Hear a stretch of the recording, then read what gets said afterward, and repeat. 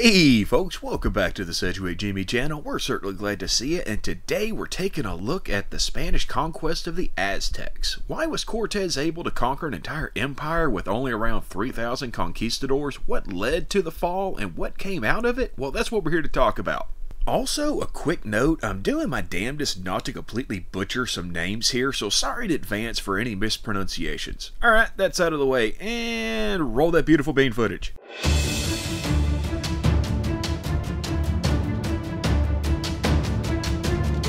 Most people have heard of Cortés, but very few know his story. Don Hernán Cortés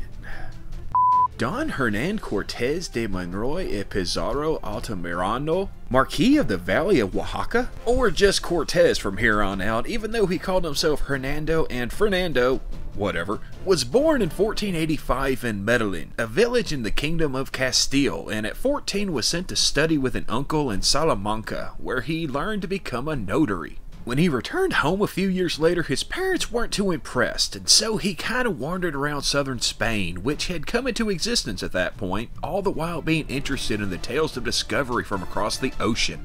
At 18, he sailed to Hispaniola, landing in Santo Domingo here, and registering as a citizen, thereby receiving land. He was appointed as the notary and was given an encomienda, which basically had to do with a system where he was given people to use for labor, but they weren't slaves, they were free, but they had to do what he told them. It was a strange, complicated system that died out. The point is, Cortés began to make a name for himself in the New World. He joined in conquests in Hispaniola and Cuba, greatly impressing the leader of the expedition, Diego Velázquez, who became governor of New Spain and appointed Cortés as his secretary. In 1518, Velázquez commissioned Cortés to lead an expedition to the mainland, the third expedition he had sent. Now, he gave orders to Cortés that he was to settle and trade but not conquer, seeing as, one, he wanted to do that himself so that he could take more of the spoils, and two, because he hadn't yet received permission for conquering from the crown, and seeing as Cortés was rather ambitious and Velázquez didn't quite trust him,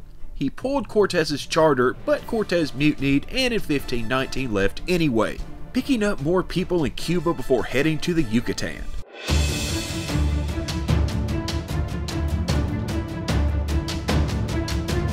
The Aztecs started as nomadic groups that, according to legend, came from Aztlan. Though no one is quite sure where that was, they entered into the Valley of Mexico and searched for a prophesied sign, an eagle with a snake in its beak perched on a cactus. And when they came across this site on an island in Lake Texcoco, they founded the city of Tenochtitlan. Now, to be clear, I call them Aztecs when the proper name is Mexica.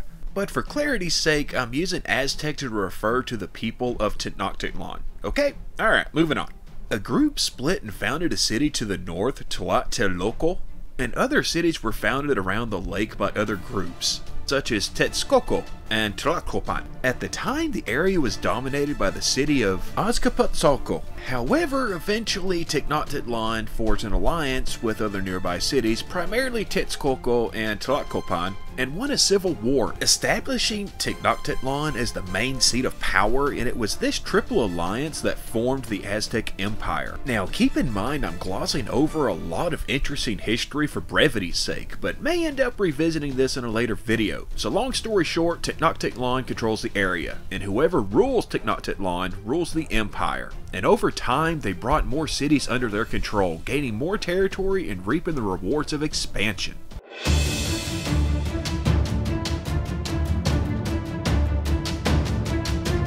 Cortés landed in what was Mayan territory at the time, meeting a shipwrecked priest named Geronimo Aguilar, who had been captured and escaped from the Maya, but in that time had learned their language, therefore he could act as an interpreter. He traveled to Tabasco, an area under the rule of Tabscoop, where he took the city of Patanchan, after fighting a battle where his 400 men defeated a force that Cortés estimated at 40,000. Probably a little high, but it was still a large force. The advanced technology of Spanish muskets as well as the introduction of cavalry led to the Spanish victory, terrifying the natives seeing as they'd never seen a horse before. Afterwards, as per tradition, Tabscoop sent Cortés gifts, including 20 women who Cortés had baptized. One of these women, known as La Malinche, or Marina, and is believed by some to be the origin of the Mexican La Llorona folklore, spoke both Mayan and the local Nahuatl languages, and could act as a further interpreter. When the two men met, Tabscoop told Cortés of a much richer city farther inland, which of course piqued his interest.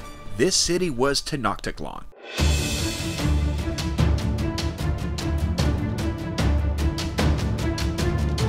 Cortés was a smart man, and when he landed in the present-day state of Veracruz, he founded Villarica de la Veracruz, the first Spanish town in Mexico. Afterwards, he was elected by the town council to the position of Captain General, meaning he was now directly under the king and not Velázquez, which was the exact same strategy Velázquez had used to gain his autonomy. Emissaries from Montezuma II, Emperor of the Aztecs, arrived with gifts for the Spanish, and Cortés took this occasion to be the perfect time to put on a show of his force and technology, and trust me, the Aztecs took note. He then headed to a nearby village and met with Teutonic leaders, offering them the opportunity to throw off Aztec control by joining him, and as a sign of his intentions, he captured 5 Aztec tax collectors. Montezuma then sent more emissaries to bring more gifts, hoping to keep Cortés from marching to Tenochtitlan, but this only strengthened his resolve. Some of the men were still loyal to Velázquez and were making plans to sail back to Cuba. However, Cortés put an end to this with swift punishments for the men and the scuttling of the ships. Now, we're not 100% sure if he sank them or burned them, but what mattered was the message. There is no going back.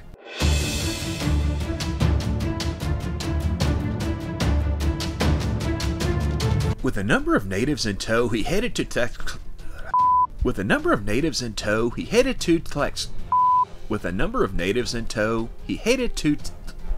Why can't I pronounce Tlaxcala? With a number of natives in tow, he headed to Tlaxcala, a group of about 20 towns, and found them rather hostile. They fought a series of battles until the Tlaxcalan leadership learned that the Spanish were enemies of Montezuma, at which point they ended hostilities and agreed to join forces. See, the Tlaxcalans and Aztecs had been fighting what were known as flower wars for nearly a century. And the Tlaxcalan were tired of fighting, particularly because the main reason for the Aztecs to fight these wars was to gain prisoners for human sacrifice. The Spanish continued their march with their native allies, heading to the city of Cholula, which was the second largest Aztec city and pretty much the most sacred. It was the religious center, and Montezuma had given orders to the city to stop the Spanish by force. However, being a religious city, it lacked the forces to stop the growing threat, and so offered no resistance but offered no aid. Cortés was informed by his interpreter, as well as the Tlaxcalans, that the Aztecs planned to kill his men in their sleep. And when Cortés accused the city leaders of this, they agreed that they had been ordered to stop him, but had in fact disobeyed. In response, Cortés had many of the city's nobles killed, then had the city burned down. This was a big deal, seeing as if they would destroy such an important city, they would destroy any city. And cities that weren't sure if they should side with the Aztecs or Spanish saw the scales tip significantly towards the Spanish. Cortés then sent word to Montezuma that the people of the city had treated his people badly and that this was the cause for the slaughter. And Montezuma, realizing he couldn't stop Cortés's march, invited him to Tenochtitlan.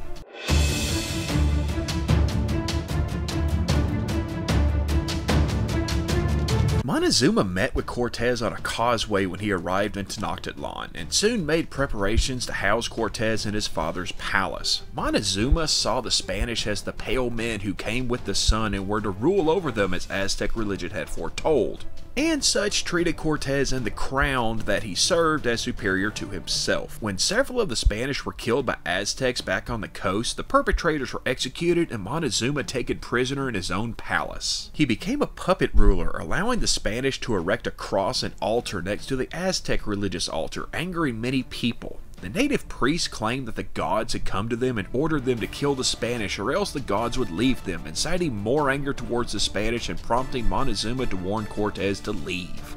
It was also about this time that a Spanish force of roughly 1,500 soldiers sent by Velázquez and under the command of Panfilo de Narvaez landed on the coast with orders to stop Cortés. Cortés then led a force back to the coast, wounded Narvaez in the eye, and was able to sway the force over to his side with promises of treasure. Now with a much larger force, Cortés marched back to Tenochtitlan, but something had happened while he was gone.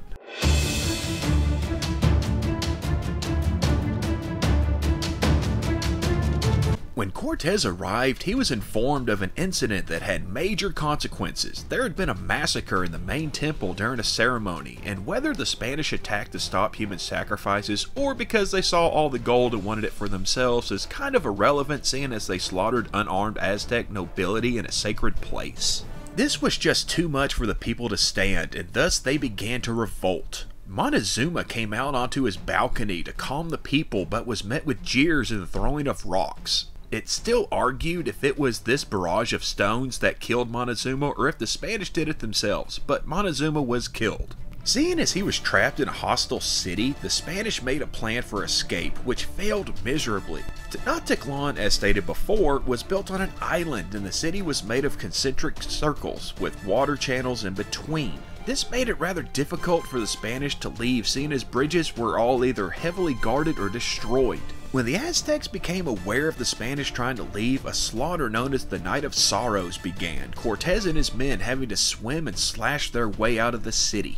Many drowned trying to swim while weighed down by armor and treasure. The survivors regrouped and headed to Tlaxcala, an ally city. The Aztecs continued to pursue them, fighting the Battle of Otumba, which the Spanish won with high casualties, but it drove the Aztecs back and allowed Cortés to reach Tlaxcala.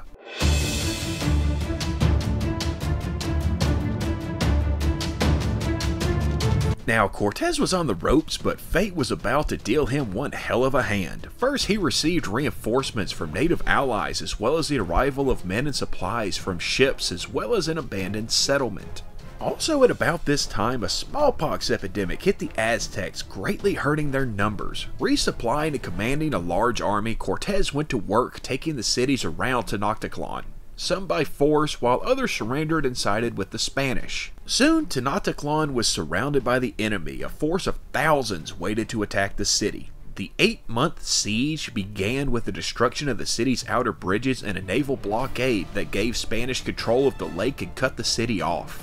They then attacked the causeways and aqueducts, finding little success at first, but with the help of their ships to stave off the Aztec canoes, eventually made progress little by little. Again, I'm glossing over a lot of stuff here, but the siege was a long and brutal campaign that saw the Aztecs dying of starvation and disease while the Spanish fought their way into the heart of the city. It should be noted that the Spanish resolve was bolstered by the sacrificing of the captured comrades, which angered them greatly. Add to this the fact that the Texcalans had long suffered under Aztec rule, and this was their chance at revenge, and much of the city was burned and the inhabitants killed. The emperor was captured trying to escape across the lake, and he surrendered the city on August 13th, 1531, ending the Aztec Empire.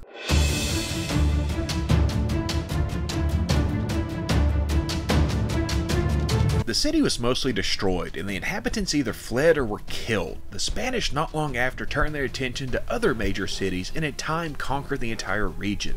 Lake Texcoco was eventually drained, and it's in this valley that Mexico City now stands. Much of the cultural and religious art and relics were destroyed, setting back our modern understandings of them by quite a bit, but hey, they got a load of treasure out of it. And to answer the title's question of how Cortés could topple an empire with such limited numbers, there are 4 answers in order of importance. 1, because disease cut down the Aztec numbers. 2, because the Aztecs believed that these were rulers sent to them as their religion had foretold. 3, because of superior technology and the use of cavalry, and, most importantly, 4, because everyone around the Aztecs were tired of the Aztecs. When you're the neighborhood bully, eventually everyone will come together and take you out. It happens quite a bit in history. And that's just going to about do it for our quick look at how a small force led by Cortés could topple an empire. And if you liked it, why don't you give us a like. If you want to see more, give us a subscribe. If you have anything to add or any ideas for future episodes, well, head on down in the comments and let us know. We appreciate you watching and hope to see you here in the future for more Sedgwick Jimmy. Come check it out.